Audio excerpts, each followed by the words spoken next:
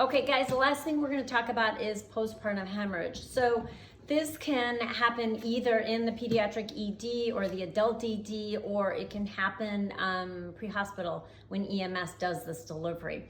So the baby is delivered, the placenta has delivered, but the uterus has not contracted. It's called involution of the uterus.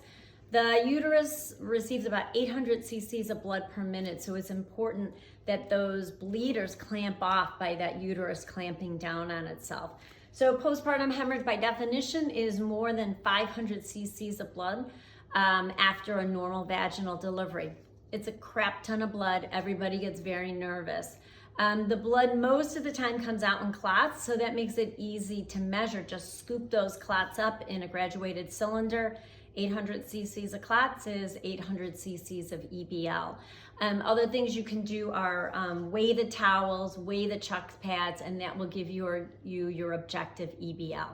So most of the time, postpartum hemorrhage is caused because the uterus has atony, which means that the uterus does not contract down. So again, I'm gonna always have a towel underneath vagina here so I can collect those blood clots, but right now, we don't need to pay attention to that.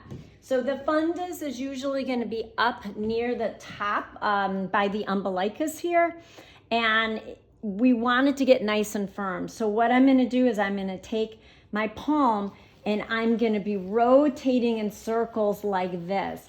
As I'm doing this, I'm pushing clots from the uterus, and you're going to see clots squishing out of her vagina. Again, very glamorous, but if we don't get those clots out, that uterus is not going to be able to clamp down. As you're massaging, she's probably going to be complaining because it kind of feels like pushing in on a bruise, but we need to do this to get those clots out. And you're going to feel it get nice and firm underneath your hand, kind of like a small grapefruit or a large orange, and the bleeding is going to slow down. So that's exactly what you need to do for postpartum.